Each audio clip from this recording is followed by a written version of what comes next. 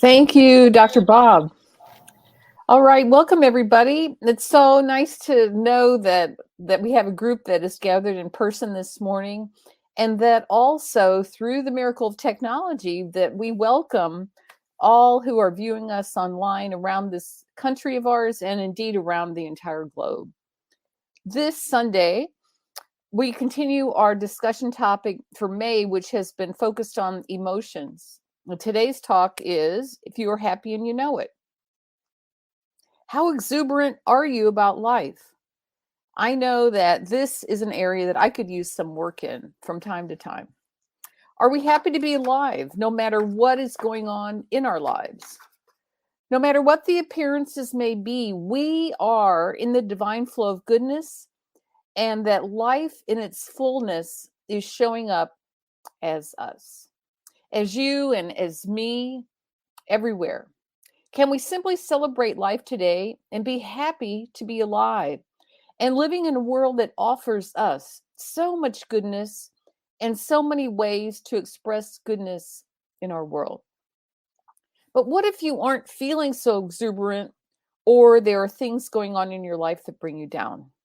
Maybe you just don't feel that great physically, or maybe there is something going on in your life that is emotionally draining or disturbing to you. I know I've had this kind of distraction from the vibrancy of life at certain times. And when it happens, what works for me is to try to slow myself down, like we just heard in that first song. Slow down, stay in the moment, look at the things around for which there's so much gratitude for them. I notice these things. Many of these things are things that I take for granted daily. Feeling gratitude for the people in our lives, for the many physical comforts that we experience in our homes every day. Something as simple as a comfortable place to sleep at night, being in gratitude for that. A clean, light, airy place to prepare our food, being grateful for these. I notice these things and know that this is spirit showing up in my world. I noticed recently, in a time when I was having trouble feeling love, that there was truly love all around me, that there were endless opportunities for me to receive and to give love. In the moment, no matter what is going on, I am okay. And I can celebrate the goodness of life and the promise that my natural state of being is that of health, of happiness, peace, love, abundance, and even joy. And that spirit is guiding me and directing me in the ways in my life that this will be my experience here on the physical plane, right here and right now. So I am happy to be alive, no matter what is going on. So let's celebrate life. Let's look for the good and for the God in every moment. As we do this, we're sowing the seeds of goodness that we will experience more and more along the way. All right. At this point, I'm going to transition into leading us into spiritual mind treatment. So if you would just get comfortable in your seats, wherever you are, if you're there in person in the Garden Hills Recreation Center, if you're watching us from your own home, please get comfortable and just take some slow, deep breaths, and know that as I give this treatment in the first person, please accept it for yourself. All right, let us just relax and know that as we relax and know that we know that there is only one presence, only one life, only one good. This is the unified oneness, the wholeness, the one spirit that is everywhere present, completely, encompassing all of life. And I know for myself right here and right now that I am one with this presence. I am completely immersed in it. It fills me. It envelops me. It loves me. It protects me. And I am never separated from this presence. I am one with it completely right here and right now. And as I know my oneness, I know that in truth, all is well in my life. I embrace this knowing that this presence, this spirit, this God loves me, protects me, guides me, only desires the very best for me, and expresses through me as complete and total goodness of every kind. So, as I know this, I know for myself that I am joy, that I am living in a body that is vibrantly healthy and that is continually renewing itself and healing itself and expressing vibrancy in greater and greater ways. I know that I am in the divine flow of good of every kind. I know that I am loved and supported. I know that I am divine energy and life expressing fully. I know that these things are the truth of who I am.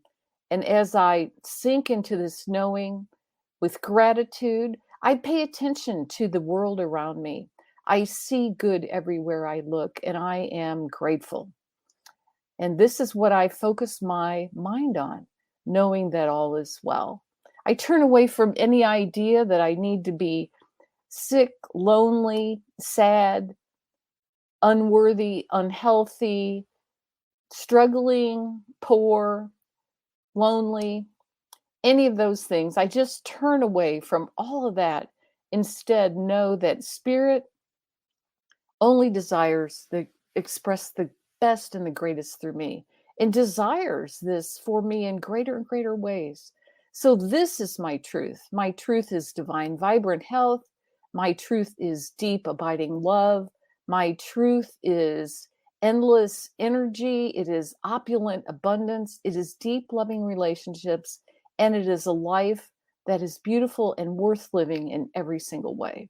So I'm grateful for this. I know that this is a great service today, that those of us who are tuned in, that we are tuned in to spirit, and that spirit speaks through this service through every single thing that we hear and see. So we just embrace it and we are grateful for it. And I let it be so now. And so it is. Okay, I'm here. I am so happy. That's the word. That's what we're saying. Today we're talking about happiness. We've been talking about feelings all month.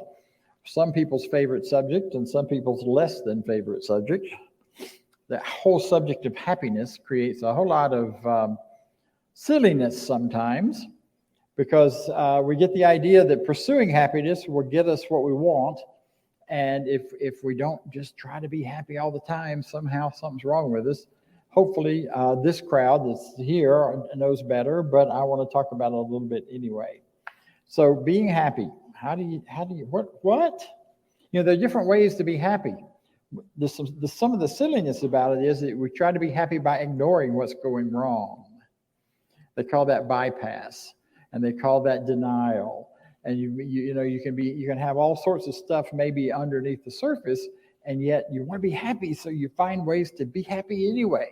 Nothing wrong with that, except you sometime or other you have to come back and take a look at what the real issues are inside of you, where you really are. One of the ways that we try to be happy is to escape using diversions. My current favorite one is British television and the Swedish television. I love the Swedish shows. I can't understand a word of it, but I can read. And so I watch the subtitles, and the police shows in these other countries, especially Europe, treat people very differently than police shows in this country. They don't all carry guns, and shooting is not the first option when problem solving. So I kind of love all that, and that's one of my diversions to get away from stuff, and it makes me happy to do it. But the truth is, it doesn't really permanently make me happy, and it doesn't take care of anything in the long run. It just gives me a way to sort of turn it all off every so often. Don't necessarily recommend it, but it works for me sometimes until it doesn't anymore. What that stuff does is just kicks off our endorphins. Forget things that get us excited and get moving, like that song we just heard. Now, we are not a group that's ever been jump up in your seat and sing and dance and carry on. But where that's going on, one of the things that happens there is it kicks off your endorphins and it gets some excitement and some energy going. And that's all well and good. But that's not what we're about. We're about looking deeper. We're about looking behind that endorphin rush to the belief system, to the reality that's there, and to what is really generating our happiness and our joy. The other way to get happy is to have the right toys. You know what they say, he who dies with the most toys still dies. And if you have toys that just made you so happy when you got them, whether it was as a kid or a grown-up. I have a convertible, and boy, that's a cool toy. I loved it when I got it. It smelled new, even though it wasn't brand new. They had sprayed it so it smelled new. It was clean. It was sparkly. I could put the top down and drive up through the mountains in Colorado, and it was my favorite toy. And then it wasn't anymore. I got tired of the noise. I got tired of the wind in my hair. And anybody else that rode with me not being able to have the top down because their hair went everywhere because they had it to do that with. And and it's like anything that outside of us that we reach for to bring us happiness, it does for a time, but only for a time. And then it wears out, it wears thin. You can only spray the new car smell in there so many times until it starts to stink. And it doesn't really carry forward. And that isn't for anything that's bad about having stuff. Stuff is good. Stuff is important. I got stuff. But what it does tell us is there's something in us always wanting more, always wanting to be more, always wanting to do more. So that whatever we've created or manifested for ourselves in this moment is wonderful and new, but it's based on our past thinking and our past creating. And then once that's gone, what's next? What's new? We're always after more. We are eternal, always expanding beings. So the hunger for more, the desire to create more, to bring more into the world is always there. And so it is that those things may work for a while, but what we know is that there's another level that's more powerful and more lasting and can help us move more and more into that place of happiness or joy, as it were. One of those spiritual practices that we talk about a lot around here is gratitude. I'm grateful. I can't tell you how grateful I am that we're back here in person, as well as out there on the airwaves to whoever's listening, or whatever, now or tomorrow or the next day. And as this continues to flow and go, we know that this expression is not limited to this time and this hour. I'm grateful that Jake's showing up to help me do this. I'm grateful for all of you for showing up. There's so much to be grateful for. If I were trying to do all this by myself, forget it. I'm grateful to Lynn for being the master of putting up signs and helping me. We hung the sign out front on intention. And I think that's the only thing holding it up. If the wind blows, we don't know what'll happen, but it's up. We create these new experiences, and there's so much gratitude, just the joy of doing that with someone else. After 2 years of being, for me at least, being isolated in our homes, it's been really wonderful to actually start to connect and be out here with people. And that gratitude brings me joy. And joy makes me happy. Setting intentions and seeing them come true makes me happy. You know what I'm talking about. If you're new in the teaching, you learn that setting intentions is one of the first steps. I intend, and you begin to believe in it, and you act as if. And as you do that, things start to show up. First time I heard about a Selah, the first time I saw what happened out there, it was beyond my imagination that I could even do that. But I set an intention to be able to do it, and I did. Took a year, took me accumulating some income. I set an intention this year that I want to go back to Mexico, and I'm going on Wednesday. This thing opened up. I could do my work from down there for the rest of May without any problem, because we're not meeting in person again until June. And I have an open window, no other appointments that require my presence. And my good friend that lives down there sometimes has just gone back down there and blah, blah, blah, blah, blah, all kinds of reasons But I set that intention not knowing if I could even do it. I have enough frequent flyer miles. Staying down there is very inexpensive, and I know where to go to find the more inexpensive places. So I'm going to go live really well for 2 weeks, eating Mexican food in Mexico, which I love. It's my joy. It's so much fun. And that makes me happy. It makes me happy to see new things, experience new places, to get out of my everyday routine and my everyday space, which for me starts to disappear. I don't even see things anymore. You know that if you saw what a mess my house could get into when I don't see it anymore, because I just don't notice. Whereas when I am in the newness of something new and seeing something new, then it's alive and I see it and I notice it. And time slows down. Have you ever noticed that? You just change your routine and time slows down.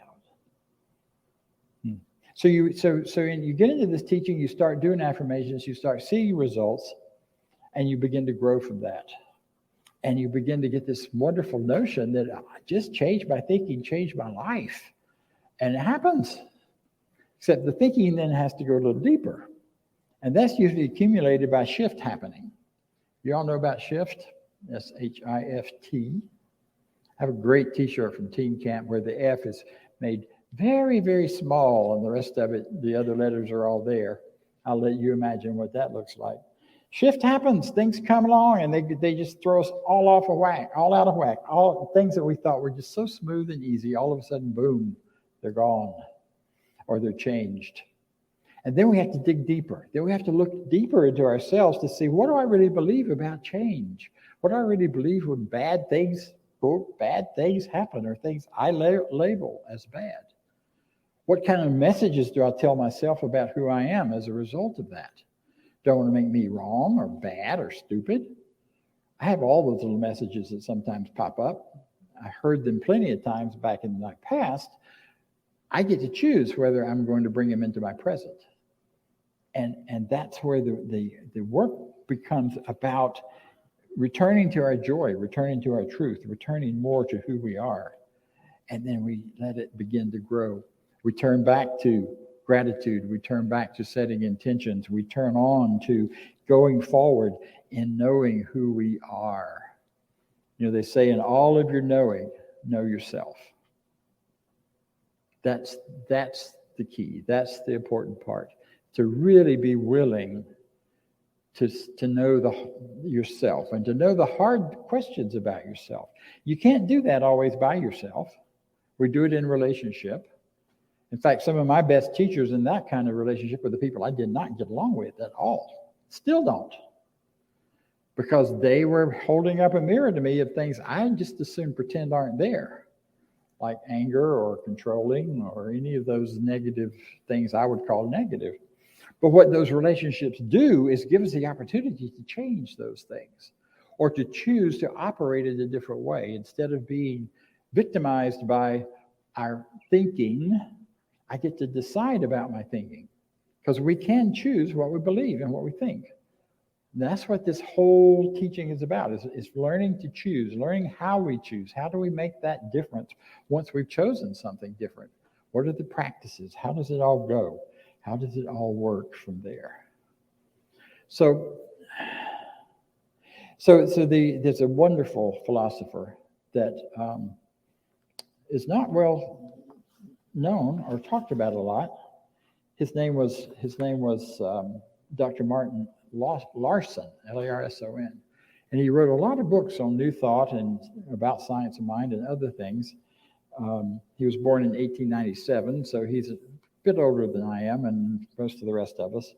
But he did a beautiful survey of all of the New Thought teachings, starting with Swedenborg and coming forward, looking at all of the roots as they developed in different areas and different parts.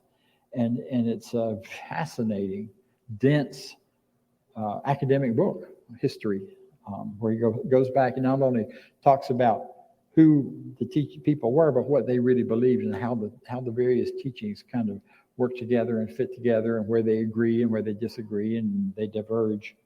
And in one of his books called New Thought, and he calls New Thought a philosophy of health, happiness, and prosperity.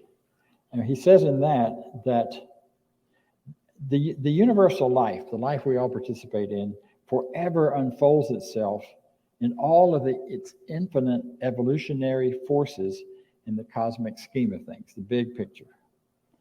And in its onward march, evolves into higher and higher consciousness of intelligence in the successive growth of humankind. At the apex of this development, every human soul is an individualization of the universal being, or all spirit, which we call God. So he's saying, and has said what Holmes and many others say, and that is that the infinite, all of it, is available to each of us in our consciousness. And we have to be open and welcome and learning more about it. And he says it's there and it's pressing to be expressed. And then he says, which we call God, and which can never be shorn of its powers, some old-timey language, but like fire, which is its symbol, must always fully and perfectly be itself.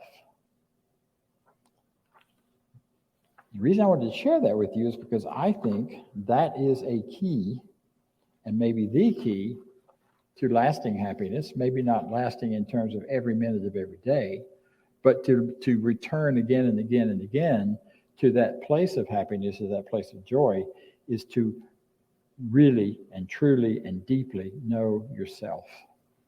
Know what makes you tick, knows what puts you together. There's an interesting book and a whole lot of material now on the question of why. Why am I? Why am I doing what I'm doing? Why am I alive? The why being the deep question, and the author talks about the golden circle. And the outside of the circle is the what. What's your life all about? What are you doing? What are your choices? Where do you go? How do you spend your time? All those things in the what area. And the next level in is the how. So how am I going to do that? Am I going to go to school? Am I not going to go to school? Am I going to meditate every day? Am I not? Am I going to disappear into television every night? Does that get me towards the what that I want? So we take a look at the why, what. But he says the key question is the why. Why are you being who you are? What is that deep why that calls you forward? And I got very clear about my why recently. You know, my why grows out of an experience of crisis, of shift, if you will. When my father died when I was young, very young, and he was young, he was 30, I was 7. I made a vow to myself that whatever number of years I had on the planet, that I would experience as much life and living as I possibly could as it was, but can today. And that will shift and change and take on all kinds of different things. But that why do I do that? Because I want to live and I want to experience being alive. Something he did not have anymore and got taken away from him quite young. He didn't want to give it up, didn't want to let it go. He didn't have a choice. At least not that he knew of at that point. So the idea is pay attention. What is your why? When you find yourself making choices, when you find yourself heading off to do this or that, there's some wonderful stuff on the internet about finding your why. There's a book about it. There's all kinds of things where you can dig into what is my why? Why am I doing this? And once you have that clarity, it's easier then to recognize where you're going, what you're doing, and what your challenges might be. And it's easier, I think, then to shift into a place of joy. When you know you're living your why, when you know you're living your why carried out as a what and a how, then that joy is just automatic. When you know who you are and what you're about, then you start to express that. And the feeling is just good. I feel good when I'm in that place of understanding myself. I'm not doing any of my old addictive behaviors to avoid it. And I allow myself to really be all of who I can be. Then it's pretty amazing. You know, sometimes it takes some experimentation to find out what your why is and try different things in different places. See, I don't believe that going after happiness as a thing has any huge true value for us in terms of lasting. I think what does is coming to know ourselves, understand ourselves, and as effectively as possible to live out of that place. And then the happiness is a byproduct. Because what happens when you're living your true self is there's a deeper joy. When you're doing that thing which you know is what you're all about, or you're being that thing which you want to be because it makes you happy, or because it makes you feel good, it makes you feel connected to yourself, then the happiness will flow to the top and show up. Maybe not all the time, again, because how boring would that be? I don't want to be or do anything all the time. We would be in a pretty boring world if that were the case and we were still operating that way. What is real and what is true, though, is the happiness is a byproduct. It's a byproduct of our love for one another, our love for ourselves. What if you fell flat head over heels in love with yourself instead of looking for someone out there to make you feel good? You know, it's always been interesting to me in working with couples, and especially during breakups and such. I seem to be more of an expert of that. I've worked with that one a lot, and one of the important pieces is recognizing that wonderful, gushy, falling in love, fabulous feeling that you get from that. It's inside of you. You didn't get it from the other person. You got it because it's alive and well in you. And you hold on to it by continuing to do the things that keep that alive and well for you. And you get to involve the other person if they want to still be involved. And when we realize that, then we don't lose anything. You know, love is not one directional.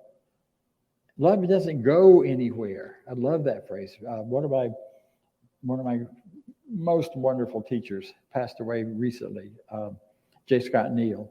And one of his phrases was, love doesn't go anywhere. It just is. It's all around us. It's who we are. It's at our depth. And when we are living in that awareness and in that place, whether the love is about us, about others, about the universe, about the world, then the joy can come forward. Then the happiness begins to show up as a byproduct.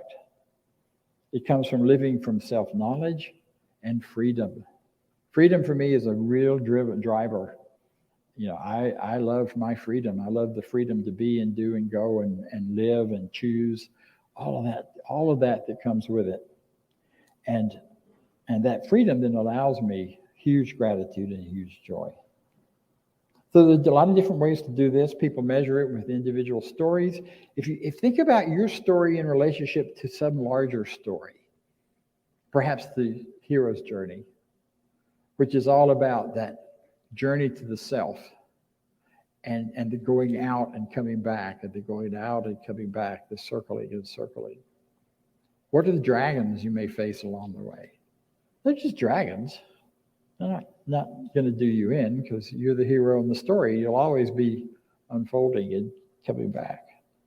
Many of the understandings of mythology, the Christian myths, the Buddhist and Hindu myths, one of the powerful ways of dealing with those is to look at yourself and your life, and if it fits in any one of those stories in any way, it can give you greater insight into who you are. I'm currently working with a group as a participant where we are embracing and asking to embrace our avatars, that idea within us that is reflected in some particular spiritual or heroic kind of person. And some people have avatars that are Hindu gods I'd never heard of. Some have Christian kinds of avatars, and some of the group have superhero avatars. And they're very meaningful and powerful when you start thinking about yourself in light of these bigger stories, because then there's a different meaning, a deeper meaning that you can find, and it's all about bringing us back to ourselves, back to our self-understanding, so that we can live more freely out of who we are instead of in spite of who we are. The last thing I want to say about this is the that you have got a built-in success where this is concerned. The success is there's a power within you that guides you even when you don't know it. This book I just quoted from, I bought, I'm not sure how many years ago. It caught my attention on a shelf because it said New Thought. I bought it. I haven't looked at it since then. It's been sitting on my shelf. Yesterday, 2 days ago, I walked by it and I thought, I need to read that. And I pulled it off the shelf. Little did I know it would hit me this morning that I needed to look at it and see if it might have a word for today's talk. And sure enough, first page I opened to, there it was. Now, is that my wisdom? Yeah. Is it an infinite wisdom? Yeah. Is it a both and? Yeah. Because there is a wisdom within us that is not separate from us in any way, but is the guiding truth of who we are and in the world in which we live. And that's what we have to trust. Rather than something that comes from outside of us and suddenly overwhelms us and gives us whatever, makes us want to jump up and dance and sing. But it's that within us that makes us want to jump up and dance and sing, or to very quietly, joyfully live our lives. So whatever that is for you, whatever direction that is, then I would remind you that you are wonderful. And so am I. And so it is. Thank you.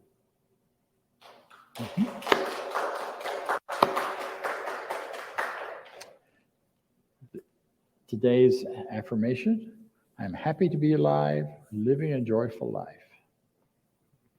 And if you ever had a brush with death, then you know that happy to be alive is a really important thing.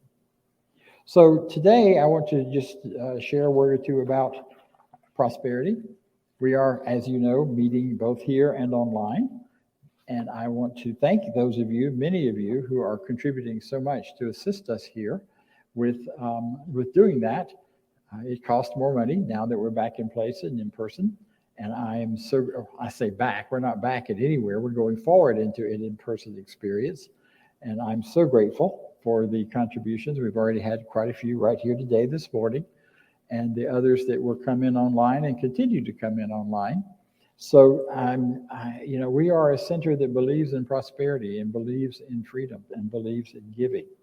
If you want to double up your income, then double up your giving. It's an easy, simple formula. I'm not talking about giving stuff you don't have. I'm talking about that you can within your means. So if you will, join me in our affirmation of prosperity, which goes like this. I live in a universe of abundance. As I freely and joyfully give, I join in the divine flow, and all that I share with life returns to me multiplied abundantly. And so it is. So thank you for being here being with us. Our next time to be a hybrid celebration, which means in person and online, will be the first Sunday in June. We'll do this the first Sunday of June and the third Sunday of June. And beyond that, the board will make a decision as to how often as we continue to go and grow. And invite you to bring your friends, let people know we're here and we're doing this, and drag them along, because I think they might find something good. My first time, I was dragged kicking and screaming into the Science and Mind Center, and here I am. So I'm very grateful for that person that dragged me here. So knowing that, join me, if you will, in our closing, because there is something better to know than what we have known yet. So I leave this place now knowing something better than I knew before. I go forth into the world with a heart full of love and a mind full of good sense. I look at the world in a better way, knowing that I have within me everything I need to create the life I desire. I give thanks for this understanding, and I am grateful for the spirit of life that lives through me. And so it is.